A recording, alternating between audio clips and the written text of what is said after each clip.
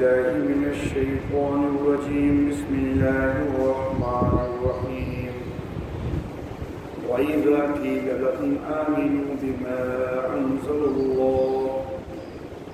قالوا نؤمن بما أنزل علينا ويكفرون بما وراءه وهو الحق مصدقا لما معهم قل فلم تقتلون أنبياء الله من قبل إن كنتم مؤمنين ولقد جاءكم موسى بالبينات ثم اتخذتم العجل من بعده وأنتم ظالمون وإذ أخذنا ميثاقكم ورفعنا فوقكم الطور خذوا ما آتيناكم بقوة واسمعوا قالوا سمعنا وعصينا وأشربوا في قلوبهم العجل بكفرهم قل بئس ما يأمركم به إيمانكم إن كنتم مؤمنين صدق الله مولانا العلي العظيم وبلغنا نبيه ورسوله الكريم. اور جب ان سے کہا جائے ایمان لاؤ اس پر کہ جو اللہ نے نازل کیا، کہتے ہیں ہم ایمان لاتے ہیں اس پر کہ جو ہم پر نازل کیا گیا، اور وہ انکار کرتے ہیں اس کے علاوہ کا، حالانکہ وہ حق ہے، تصدیق کرنے والا ہے اس کی کہ جو ان کے پاس ہے. تو کیوں تم نبیوں کو قتل کرتے رہے، اللہ کے نبیوں کو قتل کرتے رہے اس سے پہلے، اگر تم ایمان والے ہو. اور البتہ تحقیق تمہارے پاس موسیٰ علیہ السلام واضح نشانات لے کے آئے، پھر تم نے بچھڑا بنا لیا ان کے بعد، اور تم ظالم تھے. اور جب ہم نے تم سے میثاق لیا اور ہم نے تمہارے اوپر طور کو بلند کیا، پکڑو جو ہم تم کو دیتے ہیں مضبوطی کے ساتھ اور سنو. کہنے لگے ہم نے سنا اور ہم نے نافرمانی کی، اور ان کے دلوں کو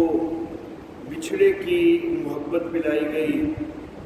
ان کے کفر کی وجہ سے. تو کہ بہت برا حکم کرتا ہے تم کو تمہارا ایمان اگر تم ایمان والے ہو. محترم احباب، سورۃ البقرہ کے آغاز سے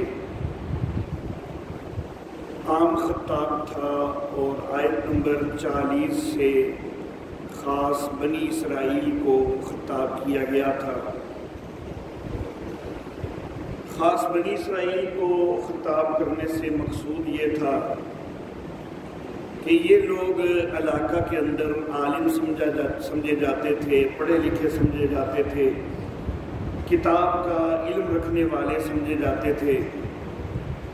تو توقع تھی کہ اگر یہود مان لیں تو ان کی وجہ سے اور بھی بہت سارے قبائل پر اثر ہوگا اور وہ دعوت دین کو تسلیم کر لیں گے. اس لیے خاص طور پر یہود کو خطاب کیا گیا. آیت نمبر 40 سے پہلے ان کو ایمان لانے کی دعوت دی گئی اور ان کو ایمان نہ لانے پر جھنجھوڑا بھی گیا. اس کے بعد بنی اسرائیل کے یہود کے 5 انواع کا، ان کے حالات کے 5 انواع کا بیان شروع ہوا آیت نمبر 49 سے. آیت نمبر 90 تک وہ بیان چلتا رہا. آیت نمبر 90 میں وہ بیان مکمل ہوا. آج کے درس کے لیے ہم نے آیت نمبر 91 سے آیت نمبر 93 تک تلاوت کی ہے. 5 انواع کے بیان کے بعد اب ان آیات مبارکہ میں ایک شکوہ کا تذکرہ ہے اور 5 انداز میں اس شکوہ کا جواب دیا گیا ہے۔ شکوہ کیا چیز ہے؟ شکوہ اس کو کہتے ہیں کہ جس وقت کوئی کافر، کوئی مشرک قوم وہ اسلام کے مقابلہ میں کوئی الٹی سیدھی بات کہے، وحی کے مقابلہ میں، قرآن حکیم کے مقابلہ میں کوئی الٹی سیدھی بات جس وقت کوئی کافر کہے تو اس چیز کو ان کا شکوہ کہا جاتا ہے۔ تو اللہ رب العزت نے یہاں پر یہود کے ایک شکوہ کا تذکرہ کیا ہے اور پھر 5 انداز میں اللہ رب العزت نے اس شکوہ کا رد کیا ہے، اس شکوہ کا جواب دیا ہے۔ اللہ رب العزت فرماتے ہیں وَإِذَا قِيلَ لَهُمْ آمِنُوا، جب ان سے کہا جائے کہ ایمان لاؤ بما انزل اللہ، اس پر کہ جو اللہ نے نازل کیا ہے، یعنی یہ قرآن حکیم جو اللہ نے نازل کیا ہے، اس پر جب ان کو ایمان کی دعوت دی جاتی ہے تو قالوا کہتے ہیں نؤمن بما انزل علینا، ہم تو ایمان لاتے ہیں اس پر کہ جو ہم پر نازل کیا گیا۔ تو یہ ان کا شکوہ ہے کہ ہم تو بس اس پر ایمان لاتے ہیں کہ جو ہمارے اوپر نازل کیا گیا۔ ایمان لانے کے اندر معیار تو یہ ہونا چاہیے کہ جو نازل کیا گیا ہے وہ کس کی طرف سے نازل کیا جا رہا ہے۔ تو اگر وہ اللہ کی طرف سے نازل کیا ہوا ہے تو اس کے اوپر ایمان لانا چاہیے، بے شک وہ جس پر بھی نازل ہو۔ لیکن انہوں نے معیار الٹ بنا لیا کہ جو ہم پر نازل ہو بس ہم اس کو مانیں گے، اللہ کی وحی اور کسی پر بھی نازل ہو ہمارے قبیلے اور ہماری برادری سے ہٹ کر ہم اس کو نہیں مانیں گے۔ تو ایمان کا مدار تو یہ ہوتا ہے کہ یہ دیکھا جائے کہ وہ چیز جو بیان کی جا رہی ہے وہ ہے کس کی طرف سے، تو وہ کس کی طرف سے ہونے کی بجائے یہ انہوں نے معیار بنا لیا کہ کس کی طرف آئی ہے، حالانکہ یہ معیار کوئی نہیں ہے۔ تو یہ انہوں نے ایک الٹی سی بات کی کہ بس ہمارے اوپر جو وحی نازل ہوئی، یعنی ہماری برادری کے کسی بندے پر جو وحی آئی، ہماری برادری کا کوئی بندہ نبی بنا تو اس کو تو ہم مانیں گے، لیکن اس کے علاوہ کوئی نہیں مانیں گے۔ یہ ان کا شکوہ ہو گیا۔ آگے اللہ رب العزت اس کا جواب دیتے ہیں۔ جواب دینے کا پہلا انداز اللہ رب العزت یہ فرماتے ہیں کہ وَيَكْفُرُونَ بِمَا وَرَاءَهُ وَهُوَ الْحَقُّ، یہ اپنے اوپر نازل ہونے والی وحی کے علاوہ دوسری وحی کا انکار کر رہے ہیں، حالانکہ ہے تو وہ حق۔ تو حق کا انکار تو نہیں کرنا چاہیے، لیکن یہ حق کا انکار کر رہے ہیں۔ قرآن حکیم کی وحی یہ حق وحی ہے اور حق کا انکار نہیں کرنا چاہیے۔ معیار یہ ہونا چاہیے تھا کہ حق جہاں پر بھی آ جائے اس کو قبول کیا جائے، لیکن انہوں نے معیار یہ بنا لیا کہ بس ہمارے کسی بندے پر نازل ہو تو تب ہم قبول کریں گے۔ اللہ فرماتے ہیں جب یہ حق ہے، اللہ کی طرف سے نازل کرتا ہے تو پھر اس کو ماننا چاہیے۔ قرآن حکیم کا اور نبی اکرم صلی اللہ علیہ وسلم کا سچا ہونا، حق ہونا، اس چیز کو یہود اچھی طرح جانتے تھے، جیسا کہ گزشتہ درس کے اندر ذکر ہو چکا ہے۔ قرآن حکیم کہتا ہے، اللہ رب العزت فرماتے ہیں کہ فَلَمَّا جَاءَهُم مَّا عَرَفُوا، جس وقت وہ چیز آگے کہ جس کو انہوں نے پہچان بھی لیا، تو وہ باقاعدہ پہچانتے تھے، ان کو معلوم تھا کہ نبی اکرم صلی اللہ علیہ وسلم واقعی وہ نبی آخر الزمان ہیں کہ جن کی بشارتیں دی گئی ہیں، تو اس کے باوجود وہ انکار کرتے تھے۔ تو گویا کہ ان کو اچھی طرح معلوم تھا کہ یہ نبی حق ہے، اس کی دعوت حق ہے، جو اس پہ نازل ہو رہا ہے وہ حق ہے۔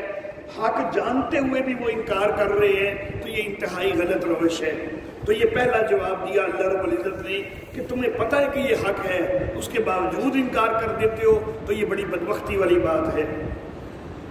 اللہ رب العزت نے دوسرا جواب یہ ارشاد فرمایا کہ مصدقا لما معہم، صرف حق ہی نہیں ہے بلکہ جو ان کے پاس کتاب ہے یہ کتاب اس کی تصدیق کرنے والی بھی ہے۔ تو جو تصدیق کرنے والی ہے اسی کو جو ہے وہ نہیں مان رہے۔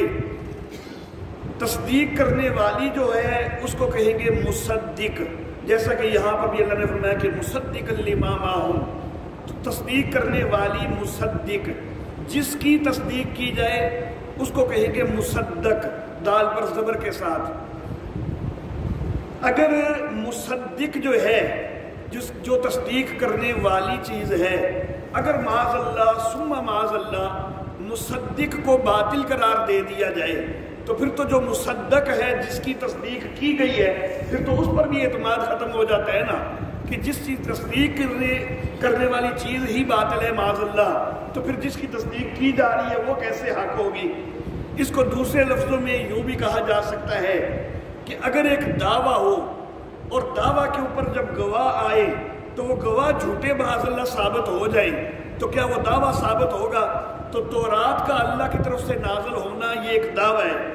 اور اس کی گواہ یہ کتاب قرآن حکیم ہے، تو معاذ اللہ ثم معاذ اللہ تم نے اس قرآن کو جو ہے وہ جھوٹا قرار دے دیا، تو تم نے گواہ کو جب جھوٹا قرار دے دیا تو بدبختو تم نے تو خود اپنی کتاب جو ہے اس کے اوپر بھی ایک سوال قائم کر دیا کہ کیا معاذ اللہ وہ بھی کوئی سچی تھی کہ نہیں تھی، تم نے تو اس کے اوپر بھی حرف قائم کر دیا، اس پر بھی سوال قائم کر دیا، تو تم اتنی خباثت میں آگے نکل گئے کہ جو اللہ کی طرف سے نازل ہوئی ہے حق ہے، اور پہلی کتاب کی تمہارے پاس موجود کتاب کی تصدیق بھی کر رہی ہے، تم نے اسی کا انکار کرنا شروع کر دیا۔ تو یہ دوسرا جواب دیا اللہ رب العزت نے۔ پہلا جواب یہ کہ حق کو ماننا چاہیے، حق کا انکار کوئی نہیں کرنا چاہیے، تمہاری روش غلط ہے۔ دوسرا جواب یہ دیا کہ تمہاری کتاب کی تصدیق کرنے والا بھی ہے یہ قرآن حکیم، تو پھر تو اس کو ماننا اور زیادہ اہم ہو جاتا ہے، لیکن تم غلط روش رکھے ہوئے ہو۔ تیسرا جواب اللہ فرماتے ہیں قل اے نبی آپ ان سے کہیے فَلِمَ تَقْتُلُونَ أَنْبِيَاءَ اللَّهِ مِنْ قَبْلِ، پھر اللہ کے نبیوں کو اس سے پہلے کیوں قتل کرتے رہے ہو؟ ان کنتم مؤمنین، اگر تم واقعی ایمان والے ہو، اگر تم اپنے ایمان کے دعوے میں سچے ہو، اگر واقعی تم نے ایمان قبول کیا ہوا ہے اور تم یہ کہتے ہو کہ جو ہمارے اوپر نازل ہو اس کو ہم مانتے ہیں، تو پہلے نبی جو تمہارے ہی اندر سے آئے، بنی اسرائیل کے اندر جو تقریباً 4000 نبی آئے، تو ان کا کیوں انکار کرتے رہے؟ ان میں سے کئیوں کو شہید بھی کرتے رہے۔ تم نے یہ آج کہنا شروع کر دیا کہ جو ہمارے اوپر نازل ہو اس کو ہم مانتے ہیں، تو وہ انبیاء تو تمہارے اندر سے ہی تھے نا، بنی اسرائیل میں سے ہی تھے نا، زکریا علیہ السلام بھی بنی اسرائیل میں سے تھے نا جن کو تم نے شہید کر دیا، یحییٰ علیہ السلام بنی اسرائیل میں سے ہی تھے نا جن کو تم نے شہید کر دیا۔ عیسیٰ علیہ السلام کے متعلق بھی اگرچہ تمہارا دعویٰ غلط ہے، جھوٹا ہے، لیکن بہرحال تمہارا دعویٰ یہ ہے کہ تم نے شہید کر دیا، اور عیسیٰ علیہ السلام بھی ان کے والد تو نہیں ہے، معجزانہ طور پر پیدا ہوئے، لیکن والدہ کی طرف سے ان کا شجرہ نسب بھی تو بنی اسرائیل میں سے ہی ہے نا، وہ بھی تو بنی اسرائیل میں سے ہی ہیں والدہ کی طرف سے، تو ان کا سب کا کیوں انکار کیا؟ ان کو شہید کرنے کے درپے ہوئے، تو یہ کیوں کیا؟ تو تم اصل میں اپنے دعوے ایمان میں سچے ہے ہی کوئی نہیں، یہ صرف حجتیں کر رہے ہو قرآن کو نہ ماننے کے لیے کہ ہمارے اوپر نازل ہوتا تو ہم مان لیتے، اگر یہی بات ہوتی تو تم پہلے نبیوں کو بھی تو مان لیتے نا۔ پھر کئی نبی جو ہیں بنی اسرائیل کے، وہ تو آئے بھی صرف تورات ہی کی مزید تعلیم دینے کے لیے، تورات ہی کا پرچار کرنے کے لیے، تو تم ان نبیوں کو بھی انکار کرتے رہے، ان کے بھی قتل کے درپے رہے۔ تو جو خود تمہاری کتاب جس کو تم مانتے ہو اس کا پرچار کرنے والے نبی آئے بھی وہ بنی اسرائیل میں سے، آئے بھی تمہاری کتاب ہی کا پرچار کرنے کے لیے، اس کے باوجود تم نے ان کو شہید کیا، تو کیسے تم اب یہ دعویٰ کر سکتے ہو کہ ہمارے اندر سے وہی نازل ہو تو ہم اس کو مان لیتے ہیں؟ یہ اللہ رب العزت نے تیسرا جواب دیا۔ آگے چوتھا جواب اللہ فرماتے ہیں وَلَقَدْ جَاءَكُمْ مُوسَىٰ بِالْبَيِّنَاتِ، اور البتہ تحقیق موسیٰ علیہ السلام تمہارے پاس واضح نشانات لے کے آئے تھے۔ ثُمَّ اتَّخَذْتُمُ الْعِجْلَ مِن بَعْدِهِ، پھر ان کے بعد بھی تو تم نے بچھڑے کی پوجا شروع کر دی تھی۔ وَأَنْتُمْ ظَالِمُونَ، اور تم ظالم تھے۔ تم نے موسیٰ علیہ السلام پر تو ایمان کا دعویٰ کیا تھا نا، اور موسیٰ علیہ السلام نے کئی نشانیاں دکھائی تھی، معجزات دکھائے تھے، لاٹھی والا معجزہ دکھایا تھا، ہاتھ کے بغل میں جا کر نکلنے سے چمکتا ہوا نکلنے والا معجزہ دکھایا تھا، اور کئی معجزات دکھائے تھے، طوفان والا معجزہ، پھلوں کی کمی والا، ٹڈیوں والا، خون والا، مینڈکوں والا، یہ سارے معجزات حضرت موسیٰ علیہ السلام نے دکھائے تھے۔ اس سارا کچھ ہو جانے کے باوجود جبکہ تم نے موسیٰ علیہ السلام پر ایمان کا بھی اعلان کر دیا تھا، تم نے پہلے سے کہہ دیا تھا، پہلے دن سے ہی حضرت موسیٰ علیہ السلام نے جب تمہارے علاقے میں تبلیغ شروع کی تو تمہیں سے اکثریت پہلے دن میں جو ہے وہ ایمان والی ہو گئی تھی، تمہارے کہنے کے مطابق تم نے ایمان قبول کر لیا تھا۔ لیکن ہوا کیا تھا کہ موسیٰ علیہ السلام تورات لینے گئے تھے نا جس وقت کوہ طور پر، تو کوہ طور پر صرف 30 کی بجائے 40 دن ان کو لگ گئے۔ وہ تمہیں 30 دن کا بتا کے گئے تھے تو 40 دن لگ گئے، تو اتنے دن سے فرق کے ساتھ، صرف 10 دن کے فرق کے ساتھ تم جو ہے وہ شرک میں مبتلا ہو گئے، تم نے بچھڑے کی پوجا کرنی شروع کر دی، تو وہاں پر تمہارا ایمان کدھر گیا تھا؟ ساری زندگی حضرت موسیٰ علیہ السلام جو فرعون کے ساتھ بحث و مناظرہ کرتے رہے تھے، وہ مسئلہ توحید کے متعلق کرتے رہے تھے، فرعون کی جو ہے وہ جھوٹے دعوے کہ میں رب ہوں، انا ربکم الاعلیٰ، وہ اس کی تردید کر کے یہی لوگوں کو بتلاتے رہے کہ اللہ وحدہ لا شریک ہے۔ لیکن تم نے ایمان ہونے کے باوجود، ایمان کے دعوے ہونے کے باوجود تم نے جو ہے صرف 10 دن کے اندر ہی شرک شروع کر دیا تھا، تو کہاں ہے تمہارا ایمان؟ تم ایمان کے کون سے دعوے کرنے والے ہو کہ ہمارے اوپر نازل ہو تو ہم مان لیتے ہیں؟ وہ تو سارا کچھ تمہارے اوپر ہی نازل ہو رہا تھا نا۔ پانچواں جواب کہ تم یہ آج بڑے دعوے کر رہے ہو کہ ہم ہمارے اوپر جو نازل ہو اس کے اوپر ایمان لے آتے ہیں، موسیٰ علیہ السلام کے بعد والے نبیوں پر تو تم نے ایمان قبول کوئی نہیں کیا، جو موسیٰ علیہ السلام پر ایمان قبول کیا ہے نا، ذرا اس کی بھی حالت سن لو کہ جس وقت وہ تورات لے کے آئے تھے تو تمہاری کیا روش تھی؟ وَإِذْ أَخَذْنَا مِيثَاقَكُمْ، جب ہم نے